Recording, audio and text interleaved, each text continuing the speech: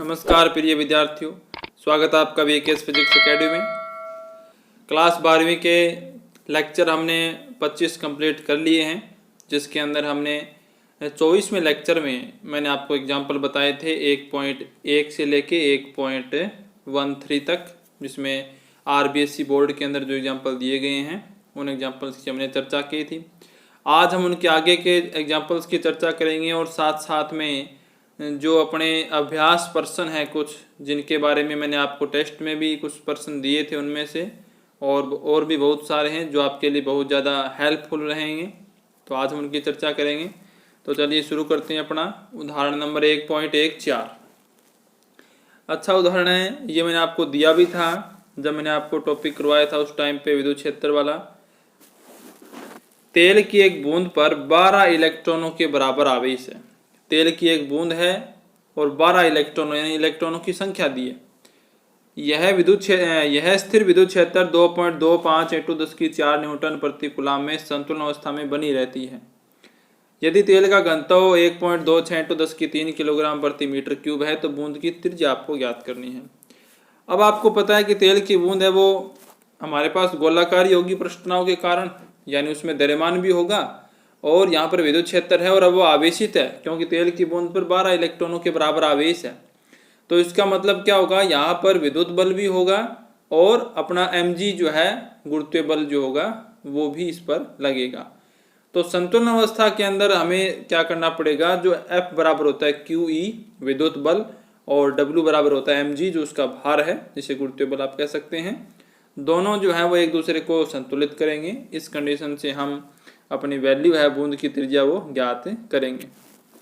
तो यहाँ पर आपको डायग्राम दिखाया गया जिसमें इस साइड में प्लस लिखा है, इस साइड में माइनस, यानी विद्युत क्षेत्र की डायरेक्शन ऊपर से नीचे की ओर है, क्योंकि प्लस आवेश से बाहर होती है, माइनस आवेश से अंदर होती है। तो प्लस माइनस अगर एक फाइनाइट डिस्टेंस पे है तो ये प्लस से माइनस की ओर प्रवेश करती है, जैसे हमने विद्युत क्षेत्र रेखाओं के अंदर बताया था। तो यहाँ पर ये ऐसी कुछ कंडीशन बन जाएगी, mg बराबर हो जाएगा QE, क्योंकि F बराबर mg और F बराबर QE। F बराबर mg और F बराबर QE, दोनों बराबर हैं। संतुलन अवस्था में दोनों को बराबर पुट करेंगे। यहाँ से द्रव्यमान हमारे पास नहीं है तो हम ये क्या करेंगे उसको, क्योंकि त्रिज्या जो है वो हमें आयतन से मिलेगी, क्योंकि बूंद गोलाकार है, 4/3 πr की क्यूब होगा। तो त्रिज्या ज्ञात करने के लिए हमें द्रव्यमान को आयतन के पदों में चेंज करना होगा। तो m बराबर हो गया आयतन इंटू घनत्व, यहाँ पे रो घनत्व है। तो m बराबर 4/3, बूंद गोलाकार है तो इसका आयतन क्या होगा 4/3 πr की क्यूब इंटू रो। r बूंद की त्रिज्या, v बूंद का आयतन, तेल जो का घनत्व है वो क्या है, रो है। फिर क्वांटिकरण सिद्धांत लगाएंगे, q बराबर ne लगाएंगे और यहाँ से हम क्या कर लेंगे, ये वैल्यू जो अपनी है उसमें हम पुट कर देंगे। यहाँ पर आप देख सकते हैं mg, m की जगह हमने ये वैल्यू पुट कर दी, इंटू में g आ गया, बराबर q की जगह क्या लिखा ne। तो यहाँ पर इस फॉर्मूले में सूटेबल हो जाएगा ये ne कैपिटल ए।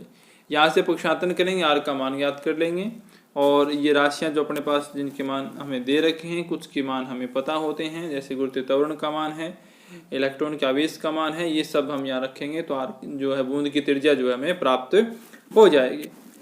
फिर उदाहरण नंबर आता है 1.15, काफ़ी इंपॉर्टेंट है, अभ्यास के लिए काफ़ी अच्छा है। कोई इलेक्ट्रॉन 2.0 × 10⁴ न्यूटन प्रति कूलम परिमाण एक समान विद्युत क्षेत्र में 1.5 सेंटीमीटर दूरी तक गिरता है। क्षेत्र का परिमाण समान रखते हुए, यानी विद्युत क्षेत्र का जो मैग्नीट्यूड है उसको चेंज नहीं करना, इसकी दिशा उत्क्रमित कर दी जाती है। यानी विद्युत क्षेत्र का जो परिमाण उसको तो नियत रखेंगे और दिशा पलट देंगे। अब इस में कोई प्रोटॉन उतनी ही दूरी तक गिरता है तो दोनों स्थितियों में गिरने में लगे समय की गणना आपको करनी है और गुरुत्व के अधीन मुक्त पथ से आपको क्या करनी है, इसकी तुलना करनी है। तो यहाँ पर आप देख सकते हैं कि इसके अंदर हम क्या करेंगे, पहली कंडीशन में हमें एक इलेक्ट्रॉन गिर रहा है, इलेक्ट्रॉन जो है गिर रहा है, ये मान लो विद्युत क्षेत्र की डायरेक्शन है, प्लस इधर है, माइनस ऊपर की तरफ है।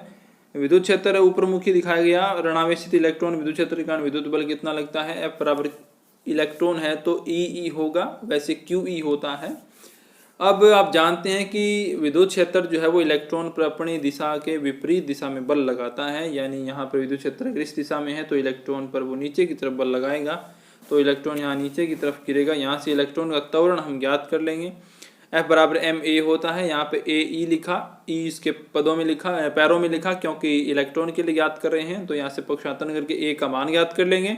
F बराबर ई ई है बटे एम ई, ये सारी वैल्यू यहाँ पे पुट करेंगे।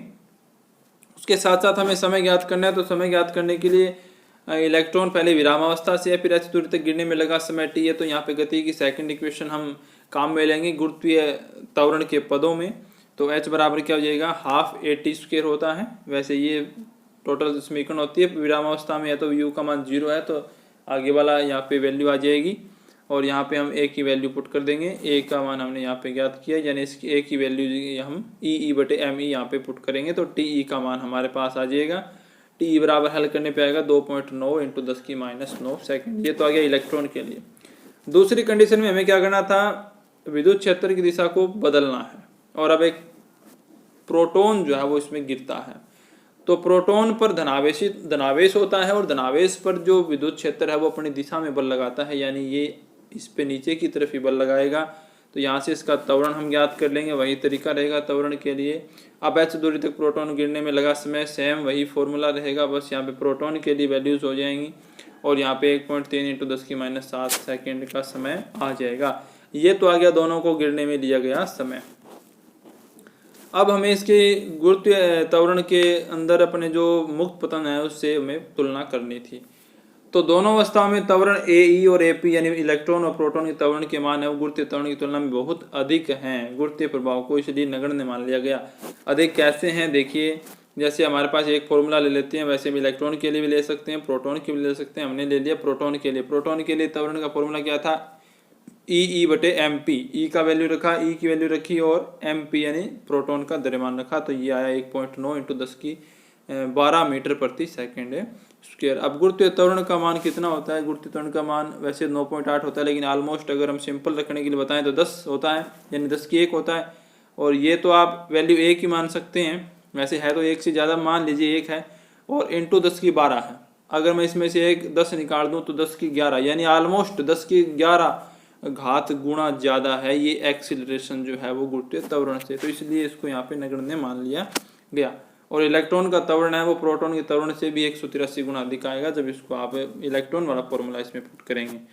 तो गुरुत्व के अधीन मुक्त पतन में लगा समय जो है टी जी बराबर क्या आएगा, 2h/g होगा फॉर्मूला। इसमें आप देख सकते हैं कि द्रव्यमान नहीं है इसके अंदर फॉर्मूले में, तो कण के द्रव्यमान पर निर्भर नहीं करता है। गुरुत्व के अधीन मुक्त पतन में लगा समय जो है वो ये इसका रिजल्ट आ जाएगा। अब उदाहरण एक पॉइंट है आपका 16। एक 5 × 10⁻4 कूलाम आवेश पर 2.25 न्यूटन बल कार्य करता है। उस बिंदु पर विद्युत क्षेत्र की तीव्रता आपको ज्ञात करनी है। तो विद्युत क्षेत्र की तीव्रता आपको फॉर्मूला मैंने पहले ही बताया था। अब जैसे हमने कंप्लीट किया था अपना टॉपिक, एफ बटे क्या होता है, Q0 होता है। तो यहाँ पे हम वैल्यू पुट कर देंगे। Q0 की वैल्यू हमें दे रखी है, एफ की वैल्यू दे रखी है, ई की वैल्यू हम ज्ञात करें, काफ़ी सिंपल है।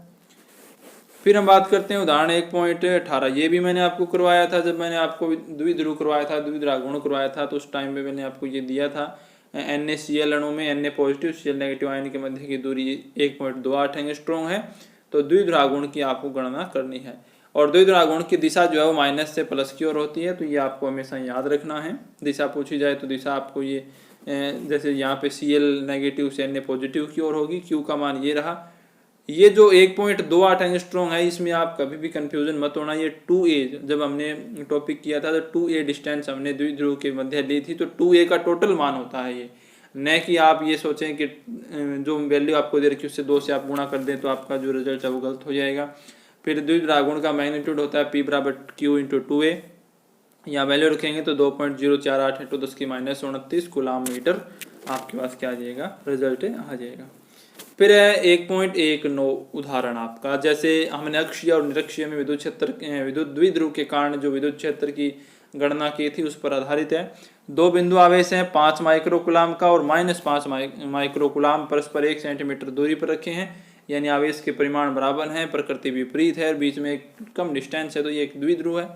इनके मध्य से 0.30 मीटर की दूरी पर, मध्य से यानी द्विध्रुव के सेंटर से, अक्षीय और निरक्षीय क्षेत्र में पोजीशन में अपने क्या करना है, विद्युत क्षेत्र की तीव्रता की गणना करनी है।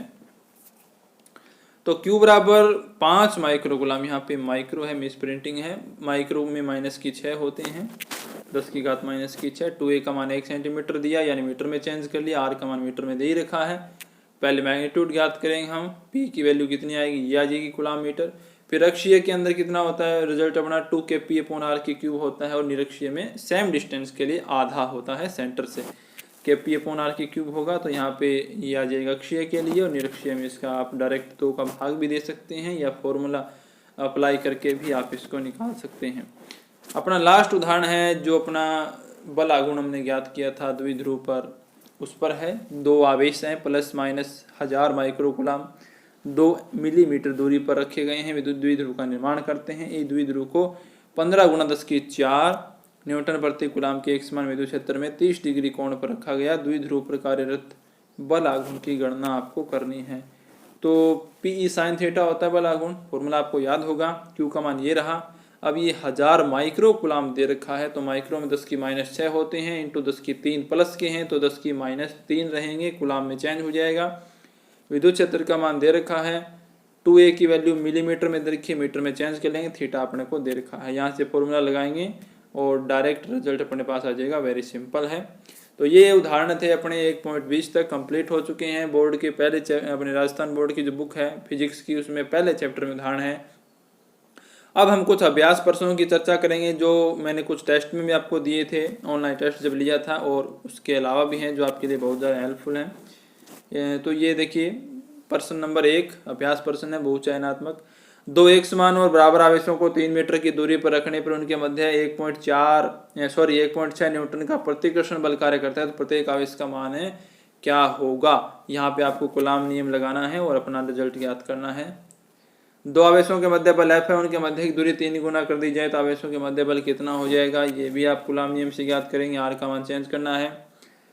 धनावेशित करने में से निकाले गए इलेक्ट्रॉनों की संख्या कितनी होगी, क्वांटिकरण सिद्धांत से आपको ज्ञात करना है। 2 बिंदु आवेश, ये सेम उदाहरण है साम्य अवस्था में कहाँ रखें, तो मैंने आपको अभी उदाहरण करवाया था पिछली वीडियो में, बिल्कुल उसी टाइप का है। 2 समान गोले जिन पर विपरीत और असमान आवेश है, परस्पर इतने 90 सेंटीमीटर दूरी पर रखें, इनको परस्पर स्पर्श करवाकर पुनः उतनी दूरी पर रखा दिया जाता है, तो वे परस्पर इतने बल से प्रतिकर्षित करने लगते हैं। दोनों का अंतिम आवेश क्या है। अभी मैंने इसका एक एग्जांपल आपको करवाया था इस टाइप का, कि किस प्रकार से जब आवेशित कर स्पर्श करवा के अलग करते हैं तो कितना आवेश उन पे आता है। डिस्टेंस दे रखिए, आपको कूलाम नियम से ज्ञात हो जाएगा ये। उसके बाद हमारे पास आता है 6 नंबर। यदि 2 आवेशों के मध्य कांच की प्लेट रख दी जाए तो विद्युत बल पूर्व की तुलना में कितना हो जाता है, कम हो जाता है, क्योंकि परावैद्युतांक होता है। ये आपको पता ही है, मैंने आपको पहले बताया था। उदाहरण नंबर 7 जो है वो आयनों के मध्य दूरी आपको पूछी। अभी हमने NaCl का एक उदाहरण किया था द्विध्रुव गुण के लिए, वहां पर हमें P का मान ज्ञात करना था, यहाँ पे हमें 2a का मान ज्ञात करना है। उदाहरण नंबर 8 में इलेक्ट्रॉन और प्रोटॉन समरूप विद्युत क्षेत्र में स्थित है, उनके त्वरणों का अनुपात क्या होगा। ये अनुपात आप याद कर सकते हैं, बिल्कुल आसान है। 9 नंबर, किसी वर्ग के चारों कोनों पर समान परिमाण की सजातीय आवेश रखे हैं। एक आवेश के कारण वर्ग के केंद्र पर विद्युत क्षेत्र की तीव्रता ये, तो वर्ग के केंद्र पर परिणामी विद्युत क्षेत्र की तीव्रता क्या होगी। ये भी मैंने आपको एक इस टाइप का करवाया था कॉन्सेप्टल एक वीडियो में, कि इस प्रकार से अगर समान आवेश की सममित वस्तु वर्ग है, कोई षटकोण है, इस पे रखा हो तो किस प्रकार से हम ज्ञात करते हैं क्या होगी। ये सभी चीज़ें मैंने आपको बताई थी। एक विद्युत द्विध्रुव को समरूप विद्युत क्षेत्र रखने पर उस पर क्या लगता है, केवल बल आघूर्ण लगता है, आपको पता ही है, मैंने बताया भी था। विद्युत क्षेत्र और द्विध्रुव पर बल आघूर्ण का मान अधिकतम होने के लिए P वेक्टर और E वेक्टर मध्य कोण कितना होना चाहिए, पता है आपको, रिजल्ट ज्ञात कर लीजिएगा, बताया हुआ मैंने। एक इलेक्ट्रॉन और प्रोटॉन के मध्य, ये भी मैंने आपको जब ऑनलाइन टेस्ट दिया था प्रश्न दिया था। एक विद्युत द्विध्रुव के अनुदैर्ध्य अनुपस्थिति में समान दूरी पर प्रेक्षण के बिंदु पर विद्युत क्षेत्र की तीव्रता का अनुपात क्या होता है, ये भी हमने ज्ञात किया था। अभी मैंने आपको फॉर्मूला भी बताया था इसका। तो अक्षीय पे 2 होता है, अक्षीय को अनुदैर्ध्य कहते हैं, अनुप्रस्थ को आप निरक्षीय कहते हैं, तो उस पर आधा होता है, यानी 2/1 अनुपात होगा। उदाहरण नंबर 14 में कुछ दूरी पर प्लस, यहाँ पे माइक्रो कूलाम है, ये याद रखें, हम इस प्रिंटिंग होती है बुक्स में, -5 माइक्रो कूलाम और +5 माइक्रो कूलाम आवेशों के मध्य 9 न्यूटन का आकर्षण बल कार्यशील है। इन आवेशों को स्पर्श करवा के उतनी दूरी पर रखें तो कितना बल हो जाएगा। तो स्पर्श करवाने के बाद आवेश कितना हो जाता है, इन पर आपको पता है, मैंने बताया था ये वीडियो में किस प्रकार से ये चेंज होते हैं। आपके उदाहरण हैं जो काफ़ी इंपॉर्टेंट है, सभी को आप हल कीजिए। अगर आप किसी आंसर में डाउट होता है तो आप कमेंट कर देना, मैं आपको उसका राइट आंसर उपलब्ध करवा दूंगा। अगर आपको कोई न्यूमेरिकल समझ में नहीं आता है, आप हल नहीं कर पाते हैं, तो भी आप कमेंट कर देना, मैं उसका सॉल्यूशन आपको प्रोवाइड करवा दूंगा।